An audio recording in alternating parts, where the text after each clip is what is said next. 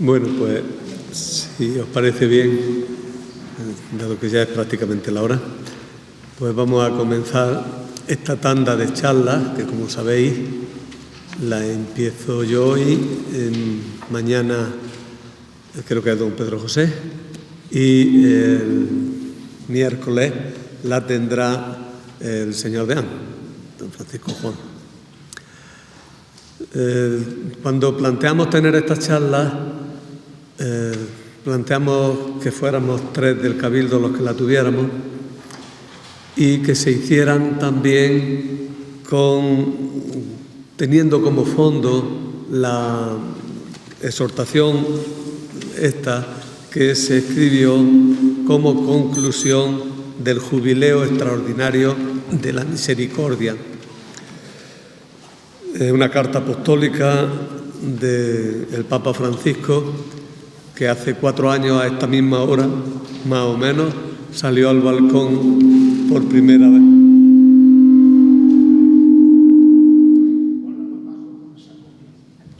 No le he tocado, ¿eh? Si me oís, yo me manejo bastante bien sin aparato. ¿Me oís bien? ¿Me oís bien? Pues entonces deja el aparato, que si no estoy pendiente de él y está más nervioso.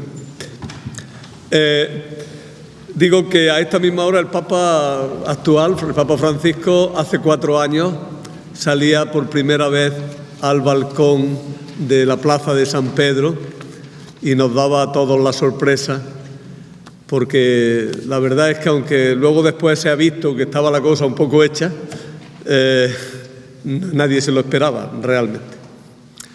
Bueno, pues este recuerdo al Papa quiero hacerlo justo al comenzar, porque él fue el que convocó este Jubileo Extraordinario de la Misericordia que hemos concluido hace poco y el que nos recuerda que la misericordia en la Iglesia no es un accidente, no es un paréntesis, sino su esencia, ¿verdad? Y justo al empezar esta carta apostólica, empieza diciendo misericordia et misera son las 2 palabras que San Agustín usa para comentar el encuentro entre Jesús y la adúltera. La misericordia es Jesús, la digna de misericordia es la adúltera en aquel caso. Pero son otros muchos los ejemplos del Evangelio en los que encontramos la misma situación. Por eso escogimos 3 pasajes distintos, pero en los que Jesús se encontraba con alguien a quien se trataba de pecador. Hoy vamos a hablar de la vocación de Mateo, que veréis, si tenéis el papel, lo habéis podido coger, veis que la titulo de forma distinta en cada uno de los evangelistas. Vocación de Mateo y comida en la casa. Vocación de Leví y comida en la casa. Y por último, vocación de Leví y comida en la casa de Leví. Explicaré oportunamente el porqué estos 3 títulos, pero en definitiva, para lo que ahora mismo estoy diciendo, es lo que importa. Jesús, por un lado, el publicano, por otro. Bueno, pues de eso vamos a tratar. El relato, lo tenéis ahí, conviene que lo veáis más o menos, está puesto en paralelo los 3 evangelistas. Os daréis cuenta de que son muchas las semejanzas, es el mismo relato, pero aparecen algunas diferencias notables. Antes de empezarlo a analizar, pues tengo que decir su contexto. Por detrás, en la hoja por detrás, tenéis el contexto de los 3 evangelistas. El contexto en Marcos tiene por delante la predicación en Galilea, la curación de un leproso, la curación de un levítico. Estaba con el Leví en la cabeza. De un paralítico. Y luego viene la vocación de Leví y comida con los pecadores. Y luego una cuestión sobre el ayuno, otra cuestión sobre el cumplimiento del sábado y una curación en sábado. Si veis el contexto de Lucas es prácticamente idéntico, solo que antes tenía por delante la pesca milagrosa, por lo demás igual que en Marcos. Y en Mateo parece que no, pero si os fijáis bien, pues es casi. El contexto lejano era el Sermón de la Montaña. A continuación, curación de un leproso, que coincide con los otros dos. Una serie de milagros y encuentros que acaba con la curación de un paralítico, que coincide con los otros. Y ya la vocación de Mateo. Y le sigue también una cuestión sobre si ayunan los discípulos. Luego San Mateo continúa con otras curaciones. Creo que es importante que nos fijemos en este contexto que básicamente, y para lo que ahora me interesa, es el mismo en los tres evangelistas. Porque nosotros nos encontramos ahí un ambiente de polémica con el judaísmo.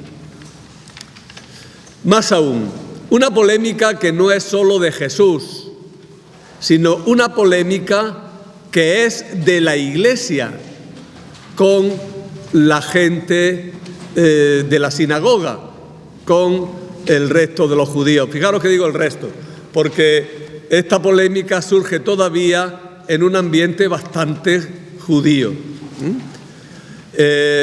Los primeros cristianos, como bien sabéis, eran judíos, y cuando ya empezaron a entrar otros que no eran judíos, surgieron cuestiones como la que aquí se plantea. ¿Podemos comer con los que no son judíos? ¿Podemos juntarnos con los que no son judíos? Y entonces los evangelistas recogen relatos en los que Jesús entra en polémica con una interpretación del judaísmo con la que él, pues, no está de acuerdo en absoluto. El contexto, digo, es de polémica con el judaísmo, de polémica eclesial con el judaísmo. Pero se recuerda que Jesús se acerca a los impuros y pone en cuestión las tradiciones legales de Israel. Fijaros que son dos asuntos muy importantes. Jesús no tiene inconveniente en juntarse con los impuros. A propósito, los impuros son los que están manchados por alguna circunstancia, no siempre culpable, pero que los hace inhábiles para acercarse al culto. Los motivos de impureza podían ser muchos, porque los motivos de impureza podían ser sencillamente comer con los paganos, podía ser una causa de impureza. Tocar a un leproso podía ser causa de impureza. 5.000 causas más, ahora mismo no me viene ninguna. Pero era frecuente, muchas causas que hacían que esa persona se sintiera impura, se sintiera sucia y por tanto no tuviera capacidad para acercarse a la oración en común y a la vivencia de la comunidad. La impureza, por tanto, no tiene algo que ver directamente con la sexualidad, aunque la sexualidad, y no siempre en los aspectos voluntarios, era también una de las causas de impureza más frecuentes. ¿Recordáis la hemorroísa? Aquella mujer que tiene un flujo de sangre y que por tanto está impura constantemente. Por tanto, por impureza se entendía esto. Pero es que había mucha gente que estaba con estos problemas de impureza. Y Jesús rompe con esa cuestión. Ya en el Evangelio de San Marcos, justo al principio, dice que curó a un leproso y añade una frase: lo tocó. Y además lo tocó provocativamente. Lo tocó provocativamente. Y no quedó Jesús impuro, quedó puro el leproso. Bien, aquí en el trozo en lo que he presentado en este contexto, desfilan ante nuestros ojos muchos miserables y desgraciados. Mucha gente digna de misericordia. No nos damos cuenta cuando leemos trozos sueltos del Evangelio de cómo se acumulan a veces estos temas. Fijaros, así leyendo deprisa, me he dado cuenta de lo siguiente: desfilan ante nuestros ojos leprosos, esclavos, endemoniados, paralíticos, una niña muerta, una mujer con flujos de sangre, ciegos, mudos, pecadores, cobradores de impuestos, gente religiosa que quiere cumplir la ley, gente que quiere ser élite y no quiere mezclarse con la gentuza. Como veis, tenemos una panorámica de la gente como es. El mundo como es realmente. No un mundo idealizado, sino el mundo en el que nos movemos. Ese mundo que a veces experimentamos muy cercano en sitios donde la vida humana pues está más al límite que entre nosotros. Hace un rato hablaba con un compañero sacerdote que ha estado en la India hace unos días y estaba contando un montón de cosas, y yo también me acordaba de Ecuador, ¿no? Y de esa sensación que tiene de un encuentro con la gente tal como es, del encuentro con la humanidad en su radicalidad más profunda, en su radicalidad que incluye cosas dignas de misericordia y también incluye cosas dignas de alabanza y de buen recuerdo. Pues bien, nuestro relato, que son los tres relatos, los trato como uno solo, uno solo contado por tres personas distintas. Pues bien, nuestro relato lo podemos dividir de arriba en tres partes. Mejor dicho, lo podemos reunir.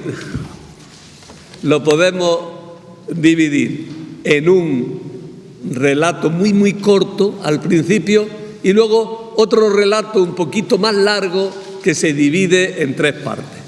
Lo leo y así seguimos mejor. Lo leo en Mateo. Al pasar, vio Jesús a un hombre llamado Mateo sentado al mostrador de los impuestos y le dijo: sígueme. Él se levantó y lo siguió. Primer relato. Es cortito, pero muy eficaz, muy claro. Luego viene un segundo relato que, no lo digo, lo tenéis ahí, se divide en tres partes. Lo leo todo seguido. Y estando en la casa, sentado a la mesa, muchos publicanos y pecadores que habían acudido se sentaban con Jesús y sus discípulos.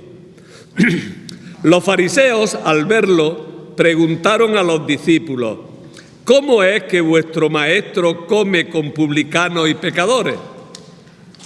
Jesús lo oyó y dijo: no tienen necesidad de médico los sanos, sino los enfermos. Andad y aprended lo que significa misericordia quiero y no sacrificio, que no he venido a llamar a justos, sino a pecadores. Bien, tenemos por tanto dos relatos. Dice, no, pues parece uno solo. Fijaros bien que no hay continuidad real entre la primera y la segunda parte. Viene muy bien la segunda parte para la primera, viene muy bien, y por eso lo han puesto juntos los evangelistas.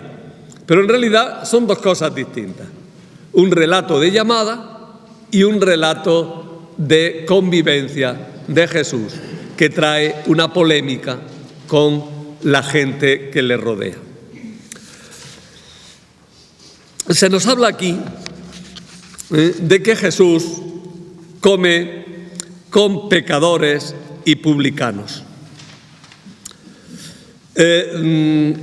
no son dos clases separadas. Los publicanos son una clase de pecadores. Los publicanos sería como una concreción dentro de ese grupo de los pecadores. Pero los tres evangelistas mantienen el doblete, ¿veis? ¿Por qué vuestro maestro come con publicanos y pecadores? ¿Por qué come con publicanos y pecadores? Y Lucas lo pone en segunda persona. ¿Por qué coméis y bebéis con publicanos y pecadores? Publicanos y pecadores van juntos porque pecadores, podríamos decir, que son una ampliación del grupo de los publicanos. Mirad, al señalar esa distinción, parece que se está poniendo a los publicanos como el pecador por antonomasia, como el pecador en su aspecto más típico, ¿no? Más concreto. Y es que en la época de Jesús los pecadores podían ser de muchas clases, y anticipo que por pecadores no se entiende en primer lugar, luego también, pero no se entiende en primer lugar gente que comete delitos contra la ética. Es decir, no se trata de un concepto moral. La idea de pecador no se trata siempre aquí de un contexto de la ley de Dios. Por lo menos en primer lugar. De hecho, la palabra pecador se aplicaba primeramente a los paganos. Pecadores son los paganos. Nosotros somos judíos y no pecadores como esos paganos, dice en otro lugar, ¿no? El Señor. La gente a Jesús. Los pecadores podían ser de muchas clases. Y los tenemos, pues, por su mismo origen racial. Los samaritanos, que eran una secta judía. En la época de Jesús estaban ya separados, muy separados, y los trataban de gentuza y todo, pero estaban más integrados que luego después. Estaban los samaritanos, esos son gentuza que no podemos juntarnos con ellos. Son pecadores, son impuros. De hecho, a Jesús, cuando lo quieren insultar, le dicen: eres un samaritano. Y Jesús, cuando quiere devolver la pelota, cuenta una parábola en la que el samaritano es él. Por tanto, tenemos los samaritanos, los extranjeros en general, por supuesto los romanos, los cananeos. Los cananeos son los antiguos habitantes de Palestina y por extensión son también los descendientes de los griegos que habían invadido toda aquella zona en la época de Alejandro Magno. Están también los romanos, obviamente, los cananeos, los griegos, por su mismo origen racial. Luego también, pues por alguna situación de impureza personal, por alguna tara personal, por algún problema personal, los lisiados y los ciegos. Eso generalmente los comentaristas no lo tienen muy en cuenta, pero es muy claro. Sorprende, si os fijáis un poquillo, la cantidad de cojos y lisiados que aparecen alrededor de Jesús en el templo. Y sorprende tanto más cuanto que los lisiados y los cojos y los ciegos, desde la época de David, no debían de entrar en el templo. Sorprende que todo eso están acumulados allí en torno a Jesús. Bien, eso, otro tipo de pecadores por impureza personal eran los que tenían enfermedades venéreas, las mujeres con flujos de sangre, los leprosos, los eunucos, todo este tipo de gente que tenía algún problema físico o de enfermedad, eran considerados impuros.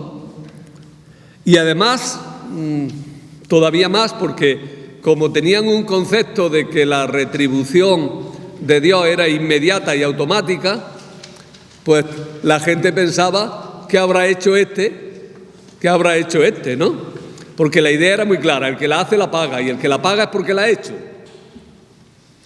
Eso lo tenían clarito, clarito, ¿eh? Fijaros que cuando cura al ciego de nacimiento, lo veremos dentro de 2 domingos, la gente le pregunta a Jesús, Señor, ¿quién pecó, este o sus padres, para que naciera ciego? ¿Verdad? Encima de que estaban malos, encima de que tenían sufrimiento, encima eran considerados pecadores y despreciables.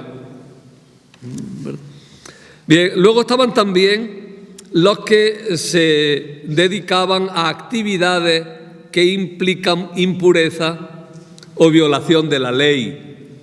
Desde casos que a nosotros nos parecen muy normales, como un enterrador que tiene que tocar cadáveres, y eso lo deja totalmente impuro. ¿Recordáis en la parábola del samaritano cómo el sacerdote y el levita hacen el arco al que está allí caído? ¿Por qué? Porque si lo tocan se quedan impuros. Creían que estaba muerto. Pues para eso estamos, quedamos impuros. Era un problema para ellos. Entonces, por ejemplo, eso, gente que trataba con pieles también solían ser tratados como impuros, y sobre todo, pues ya gente que ya no era simplemente una causa inmediata, sino que eran causas de otro tipo, como que ya implican lo moral, como las prostitutas o los estamos viendo, o los publicanos. Y luego también se consideraban pecadores los que no se preocupaban por conocer la ley ni por cumplirla. La gente que era más descuidada, la gente que, bueno, vale, si yo soy bueno, si yo no me meto con nadie. Toda gente que no tenía un especial interés por la formación religiosa, ni por... A todos estos los consideraban despreciables, gente que no cumplen porque no les da la gana enterarse, en fin, los despreciaban, ¿verdad? Y por último también ya lo que nosotros llamamos pecadores, los que cometían violaciones concretas de la ley, ladrones, asesinos, adúlteros.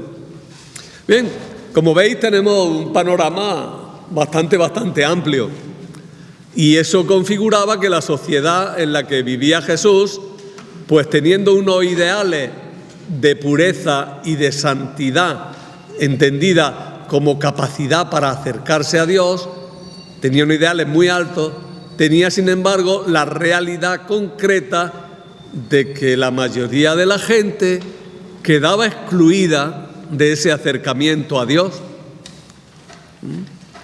quedaban apartados de Dios, quedaban en una situación en la que no podían entrar en contacto con la comunidad judía, no podían participar en la oración, ¿no? Entonces tenemos ahí un amplísimo grupo. De este grupo había 2 grupos que ya entran dentro de casi de lo moral, que eran los publicanos y las prostitutas. Digo casi porque tienen también otros aspectos distintos que no lo son. Que se consideraba que no tenían redención posible, decían algunos escribas y fariseos ya más estrictos. No tienen redención posible porque la ley exige que los ladrones devuelvan 4 veces lo que han robado. Y a ver quién es el que tiene 4 veces lo que ha robado. Porque seguro ellos se comprarían alguna casica o alguna cosa. Entonces, eso, claro, no cumple la ley, no puede. Y los publicanos eran considerados ladrones. Ahora hablo más de los publicanos. Y las prostitutas, pues lo mismo, como el precio de su servicio era también indebido y no podían conservarlo, no tenían capacidad para devolver, condenados en vida. Bien, y los publicanos, vamos a hablar un poquillo de ellos.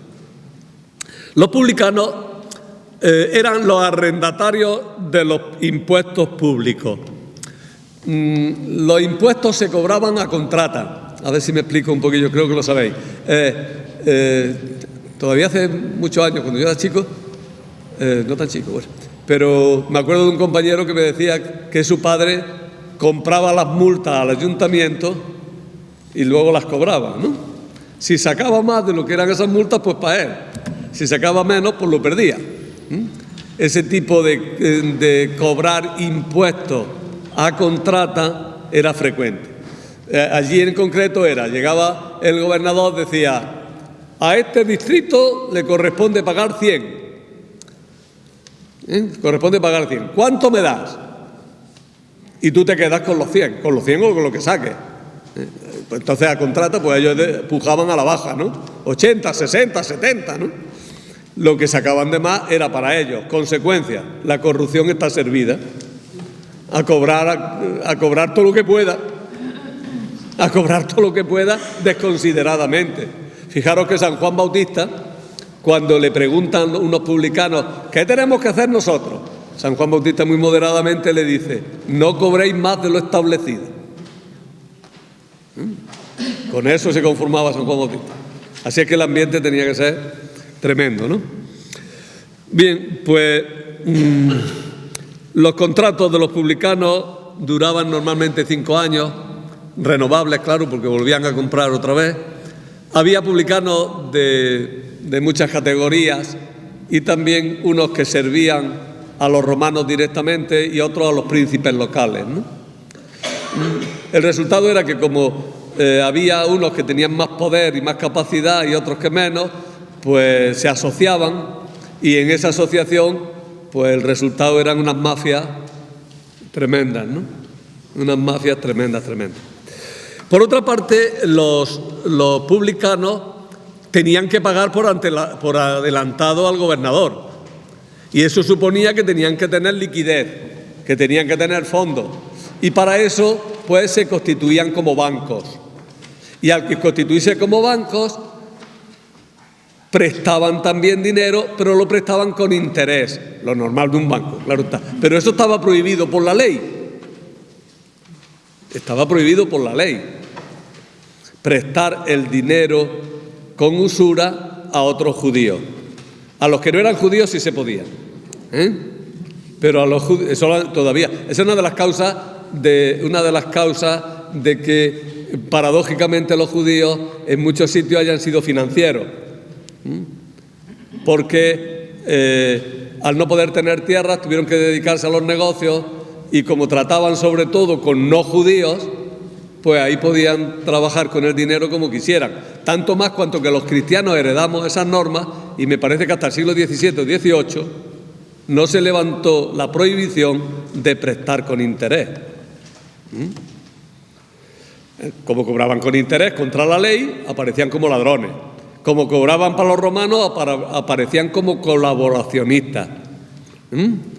Y como formaban unas mafias impresionantes, pues aparecían como sinvergüenzas y como corruptos la mar de claro. Los abusos eran frecuentes, la corrupción descarada. La gente los despreciaba y los temía por su poder económico. Tenían dinero, Ahora he leído muchos comentarios, algunos le niegan capacidad económica a los más chiquitillos. Bueno, es posible, en todas las profesiones, en todas las jerarquías, los de arriba cobran más que los de abajo. Pero en este ambiente corría dinero, La gente los despreciaba y los temía por su poder económico, por colaborar con el enemigo invasor, por cobrar intereses, por corruptos y por ladrones. Todo esto los constituía en pecadores públicos irredimibles, porque no podían reparar sus delitos por mucho que quisieran. La gente, en consecuencia, rechazaba todo contacto con ellos. No se debía comer con ellos, no se debía mantener relaciones de amistad con ellos.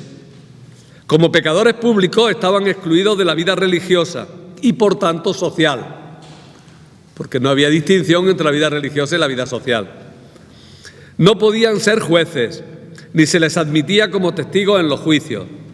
No podían participar en el culto de la sinagoga, ni en las demás actividades de la comunidad judía. Es posible que algunas de estas cosas fueran más intensas en unos tiempos que en otros, pero lo suelen acumular todo para la misma época. En la época de Jesús debía de haber un poquillo más lasitud, pero no tanta, no tanta. En el Evangelio mismo se habla de ellos como los pecadores típicos, que han de ser evitados por la comunidad fiel. Fijaros que Jesús mismo dice en una frase en San Mateo: porque si amáis a los que os aman, ¿qué premio tendréis? ¿No hacen lo mismo también los publicanos? Y en otro lugar dice: vino el Hijo del Hombre que come y bebe, y dicen: ahí tenéis un comilón y borracho, amigo de publicanos y pecadores. Y en otro lugar dice Jesús, y si está diciendo que tenemos que corregir, ¿no? Dice: y si no haces caso ni siquiera a la comunidad, considéralo como un pagano o un publicano. Es decir, en el mismo ambiente de Jesús, la idea de que el publicano es el pecador típico estaba clara. En Lucas vemos también ese texto que os he dicho antes de San Juan Bautista. Maestro, ¿qué debemos hacer nosotros? Y él les contestó: no exijáis más de lo establecido. Y la gente acudía a Juan. Al oír a Juan, todo el pueblo, incluso los publicanos, acudían, recibiendo el bautismo de Juan. Y por último, en la parábola del fariseo y el publicano, también queda claro que Jesús está contraponiendo la idea de uno que es justo y de otro que es un sinvergüenza, pero que aciertan a comportarse de forma contraria. Sobre este fondo es donde tenemos que situar estos relatos que hemos visto. ¿Qué hemos visto? La vocación de un publicano. Dice San Lucas, lo leo en San Lucas: después de esto salió y vio a un publicano llamado Leví, sentado al mostrador de los impuestos, y le dijo: sígueme. Él, dejándolo todo, se levantó y lo siguió. Fijaros que Marcos no dice un publicano, dice simplemente un nombre, y un nombre propio, con apellido. Al pasar vio a Leví, el de Alfeo, sentado al mostrador de los impuestos, y le dijo: sígueme. Y en Mateo se le caracteriza como un hombre. Al pasar vio Jesús a un hombre llamado Mateo sentado al mostrador de los impuestos y le dijo: sígueme. El estar sentado en el mostrador de los impuestos lo caracteriza como publicano. No hay que discutir mucho el tema. Lo mismo que está sentado aquí yo ahora, pues me caracteriza como el conferenciante. Son cosas que son claras, tan evidentes. Bien. La expresión inicial, al pasar, es una transición narrativa sin que se indiquen realmente lugares ni momentos precisos. El personaje recibe dos nombres distintos. Podríamos decir que tres. Marcos, que se suele considerar el más original, le llama con un nombre y un apellido. Leví, hijo de Alfeo. Hijo de Alfeo es como nosotros Pérez, Martínez, hijo de, ¿no? Bien, y por otra parte, Lucas ya le quita el apellido.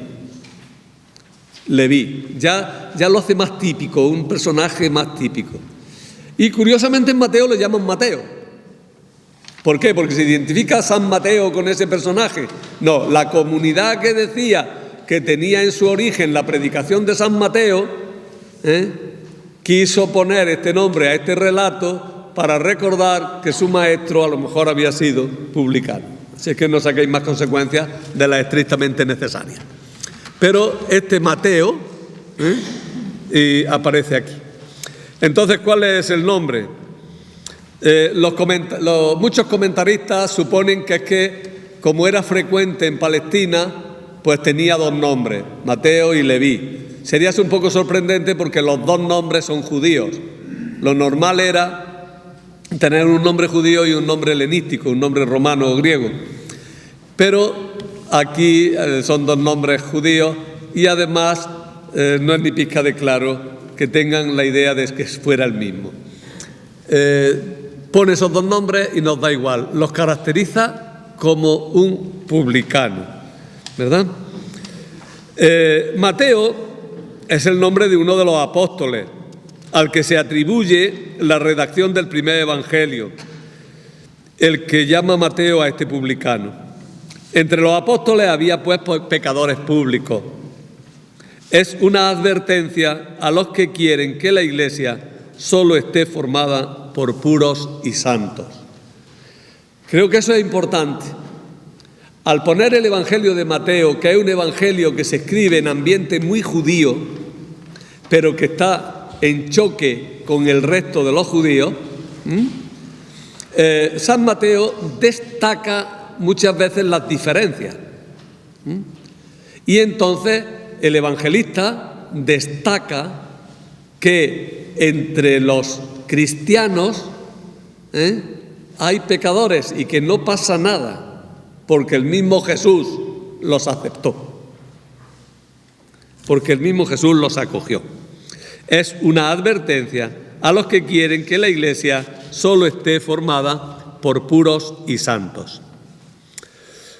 Los tres evangelistas lo caracterizan como publicano, pues está sentado en el fielato o oficina de los impuestos, en el actual ejercicio de su odioso y odiado empleo, dice el padre Bover, que tiene un castellano precioso, en su comentario.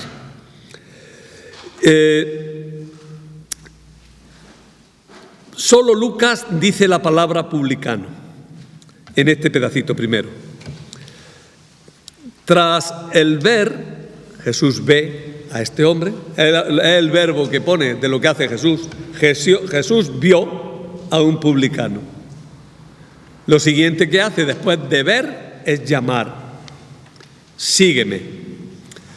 Ese sígueme, lo he leído ya varias veces, os habéis dado cuenta que suena como una especie de latigazo, como un golpe, como una llamada, un campanazo, ¿verdad? Es una llamada sin matices, sin condiciones, una llamada llena de autoridad, que es respondida sin objeciones, con presteza.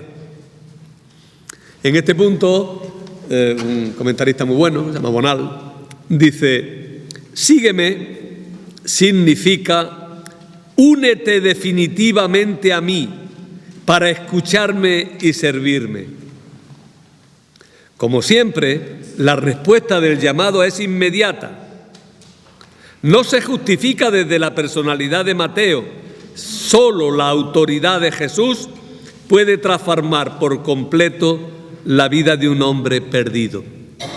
Es decir, en el seguimiento rápido e inmediato no tenemos que ver, en primer lugar, una actitud moral positiva de Mateo, sino una autoridad de Jesús que es capaz de transformar radicalmente a la persona.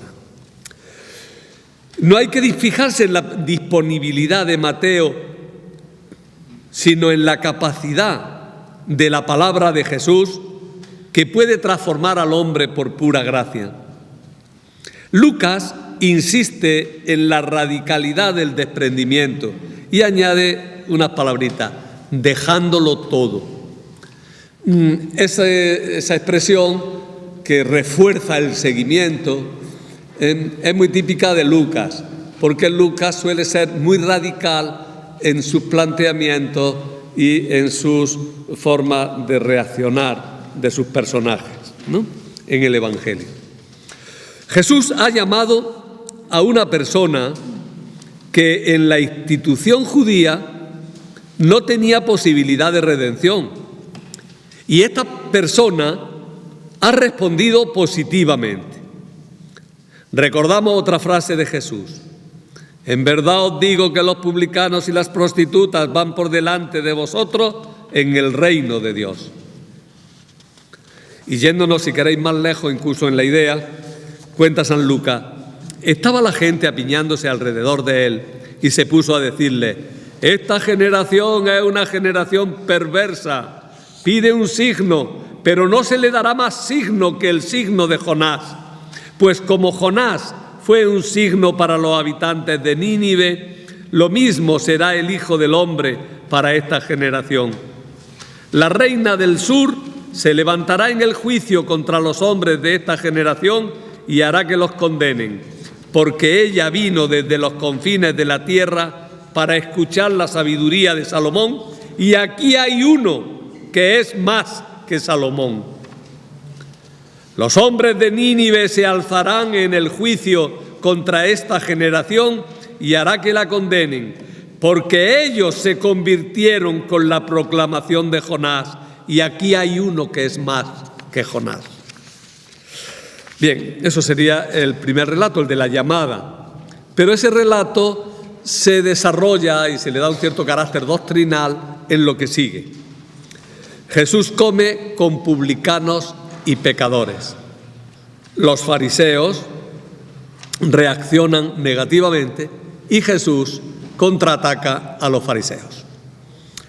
Este relato está muy débilmente unido al precedente, pero en realidad lo amplía, y tal como está puesto ahora, pues podemos verlo como una continuación. Eso tiene algunas implicaciones que no voy a insistir mucho.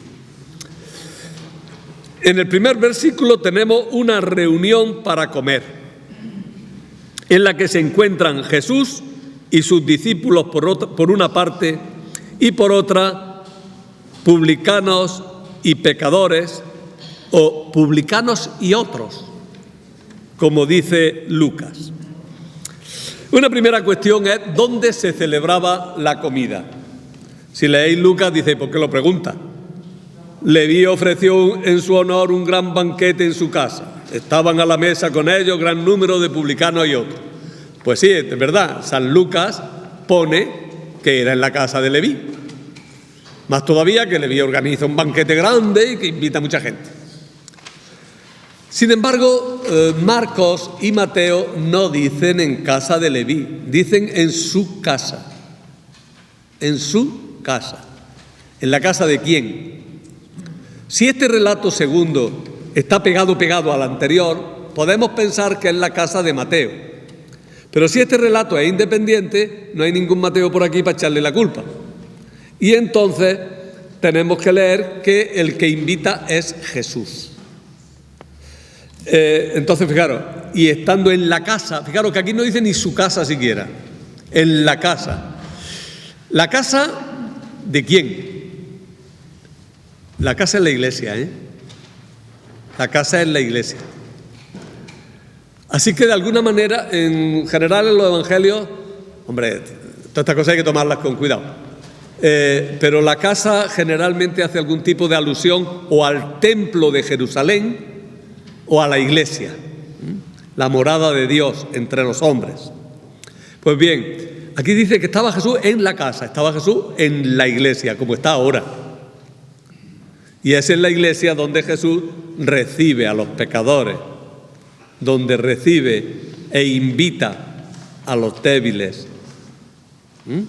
Es en la casa. Por otra parte, fijaros en Mateo que dice la casa, dice muchos publicanos y pecadores que habían acudido. Los que han acudido son los publicanos y los pecadores, no Jesús y sus discípulos. Por tanto, a mí me parece que en Mateo es muy claro que se trata de la casa de Jesús. Y por otra parte, en Marcos casi también, aunque un poquitín menos claro. Sucedió que mientras él estaba sentado a la mesa en su casa, que es lo que pone, aquí pone entre paréntesis un de Leví. Lo he puesto porque es la traducción de la Biblia oficial, la Biblia que estamos manejando en los leccionarios y todo eso, pero ese Leví os confieso que no sé de dónde lo sacan los traductores, porque no lo pone. No lo pone, pura y sencillamente. No lo pone. Así que ese de Leví lo añade, hombre, que así es más claro, así es más claro, bueno, será más claro porque tú piensas que es Leví. Pero yo que pienso que no es Leví, que es el Señor, que es la casa del Señor, pues lo único que ha hecho ha sido meterme una cosa que distorsiona el texto. No me meto en polémicas tontas. Lo que importa es que Jesús es el que invita tanto en Mateo como en Marcos. ¿Y eso qué pasa? ¿Qué más da que invite Jesús o que invite Leví? Pues sí importa. Porque en el caso de Leví es el pecador el que invita a Jesús. Y en el caso en el que no se pone el nombre, es Jesús el que nos invita a los pecadores. En el segundo caso hay un ambiente más moral, más moralista, diríamos. Si os fijáis, tiene al final, San Lucas tiene otro rasgo moralista, porque dice para que se conviertan, que no lo ponen los otros evangelistas. San Lucas le ha dado un carácter más moralista para que los lectores y los que contemplan el Evangelio no piensen que todo depende de Dios, sino que uno tiene que colaborar, que uno tiene que llamar, que uno tiene que intervenir. Bien, es más moralista. En cambio, Mateo y Marcos son más teólogos. Dicen, no, oiga, el que llama y el que invita es Jesús. Y a la par, por otra parte, pues también resulta un poquillo más extraño, un poquillo más escandaloso que Jesús meta en su casa a esa partida sin vergüenza. Eso es más escandaloso que Jesús, bueno, acepte una invitación, que bueno, que habrá que quedar bien. Es distinto, Es distinto. Lucas, que es muy radical en algunas cosas, aquí ha ablandado un poco el tema. Bueno, sea lo que sea, Jesús convive con publicanos y pecadores. Jesús se compromete a estar en compañía de gentes que a los ojos de los judíos fieles estaban pervertidos en todos los aspectos. Aparece como sumergido en un ambiente de pecado.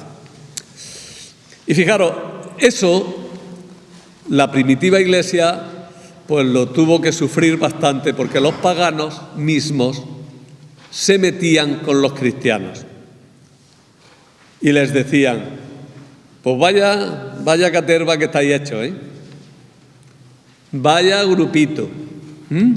Fijaros lo que decía un pagano que se llamaba Celso, del cual no tenemos la obra directamente, la tenemos a través de los padres que lo citan. Orígenes en concreto lo cita mucho, y se ha podido reconstruir casi su obra. Pero fijaros lo que dice en dos párrafos un poco distintos. Los que invitan a las religiones de los misterios, en la época de Jesús había unas religiones que eran las religiones de misterios, que se llamaban, ¿no? Eran unos ritos ocultos, secretos, que eran solamente para gente muy iniciada, muy especial, ¿no?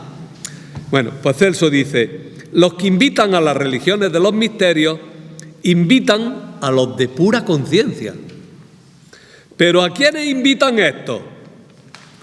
Quien quiera que sea pecador, ese será recibido en el reino de Dios.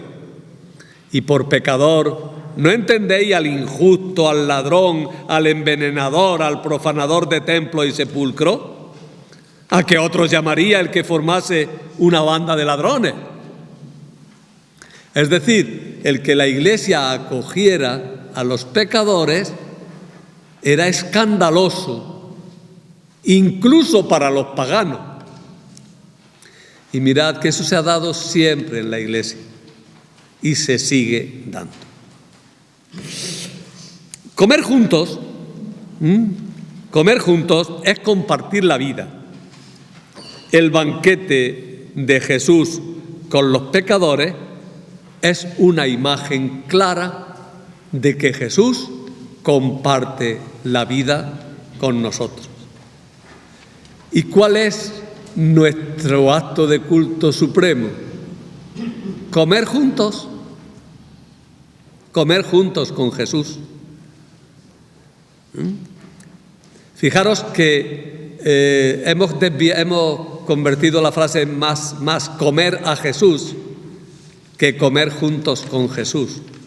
Y primariamente es comer juntos con Jesús, que si no sacamos las cosas de quicio. En la Eucaristía está Jesús, claro que está Jesús. Claro que está Jesús. Es Jesús presente entre nosotros que se da, evidentemente. Pero no perdáis de vista, la Eucaristía fundamentalmente, primariamente, es comer juntos con Jesús. No lo perdamos eso de vista, que si no, no nos enteramos de lo que es la Eucaristía. Permitidme una casi chiste. Y eso tiene una consecuencia, y es que cuando vamos a misa nos ponemos lo más lejos del cura que podemos. Oigan, que es muy significativo. Que es muy significativo. Yo unirme con Jesús todo lo que haga falta. Me pongo incluso en una capellita a un lado, allí recogido. Con los otros, no vaya a ser que me tenga que juntar con mi vecina que llevo peleado no sé cuánto. Claro. Bueno, no es de extrañar, según vamos al segundo punto, que los fariseos y los escribas se escandalizaran. Se habla de los escribas y de los fariseos en San Marcos, de los fariseos y sus escribas en San Lucas y simplemente de los fariseos en San Mateo. Parece que se va desplazando la idea de los escribas hacia los fariseos. ¿Por qué? Pues porque los escribas eran los que interpretaban la ley. Los fariseos eran grupos de gentes piadosas que seguían normalmente las sentencias de los escribas. Luego es verdad que también había escribas que pertenecían al partido de los fariseos y se acentuaba esa tendencia rigorista y esa tendencia muy legalista de interpretación de la ley, ¿no? Pues parece que se fue desplazando. Porque no olvidéis también una cosa, el cristianismo es una herejía farisea. Me explico. Perdona, diciendo la cosa un poquillo fuerte se entiende mejor. El cristianismo nace en un ambiente fariseo. De hecho, los cristianos participamos dentro de los grupos judíos, participamos de las ideas que tenían los fariseos. No participamos de las ideas de los saduceos, ni de los mismos esenios, aunque algunos dicen que sí, ni de otros grupos distintos del judaísmo. Y bueno, como dicen que no hay peor cuña que la de la misma madera, pues el choque entre fariseos y cristianos fue muy fuerte, por cuanto que Jesús mismo reaccionó con mucha fuerza frente a posiciones fariseas que para él no eran asumibles. Reaccionó muy fuerte, muy fuerte. Pero ese choque con los fariseos no fue tanto en la época de Jesús, el mismo Jesús, cuanto en la época de la Iglesia. Porque en la época de la Iglesia resulta que al caer el templo casi todos los grupos desaparecieron menos el grupo fariseo. Y el grupo fariseo fue el que le dio el tinte y el colorido al judaísmo que quedó. Y entonces los choques del cristianismo con el judaísmo fueron choques entre cristianos y fariseos. Se trasladó ahí el problema. Pues bien, esto se nota quizá en esta evolución. Los escribas de los fariseos y sus escribas, los fariseos, cada vez más fariseos. Porque también fijaros en una cosa, ahora vamos a la Semana Santa, leed la Pasión con cuidado y veréis qué poco o nada salen los fariseos en la Pasión. Y si leéis los Hechos de los Apóstoles, los fariseos son buenos, fijaros y veréis. ¿Por qué? Porque en el ambiente cristiano había una cierta tensión en la que veían que la comunión de ideas era mayor con los fariseos. Pero bueno, de todas maneras hay una polémica fuerte de interpretación de la ley, porque los escribas eran los hombres que estudiaban y enseñaban la ley. Eran una mezcla de juristas y profesores de la Sagrada Escritura. Eran conocidos como maestros, doctores de la ley. Se les llamaba con el honroso título de rabino, decimos ahora. Juan Leal que era de aquí, de la provincia, un jesuita, que fue un gran profesor de escritura, era de Innatorá, y tuvo un sobrino que fue sacerdote también, José Ignacio Leal.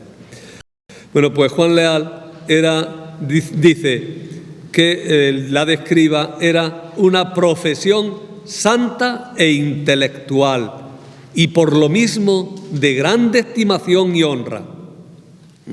Su tarea era explicar la ley, actualizándola, aplicándola a las circunstancias concretas de la vida que iban surgiendo. Por eso eran también guías espirituales del pueblo judío.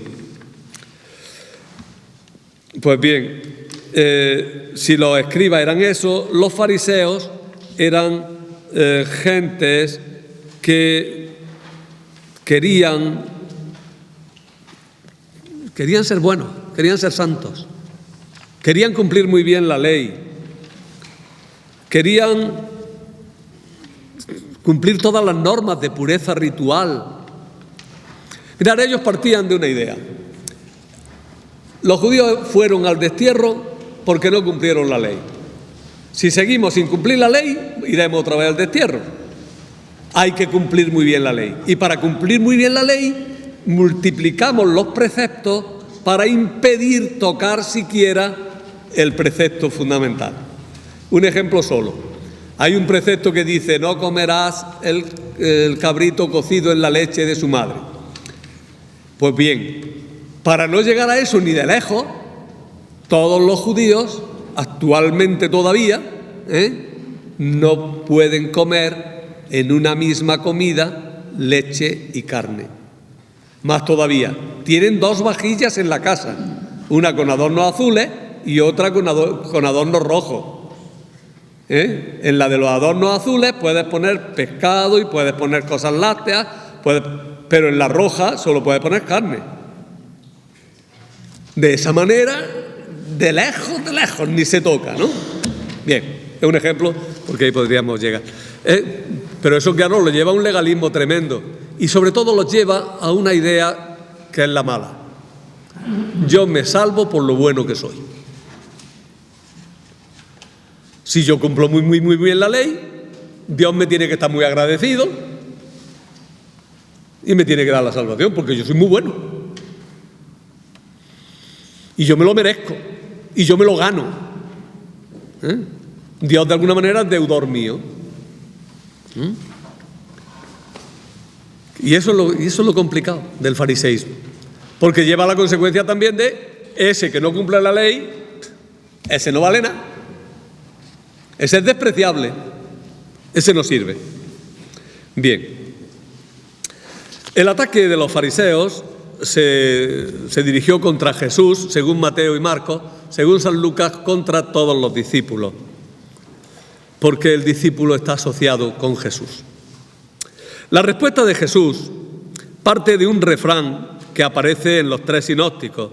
En Mateo y Marcos, Jesús habla en general sin destinatario concreto. En Lucas se dirige expresamente a los fariseos y sus escribas.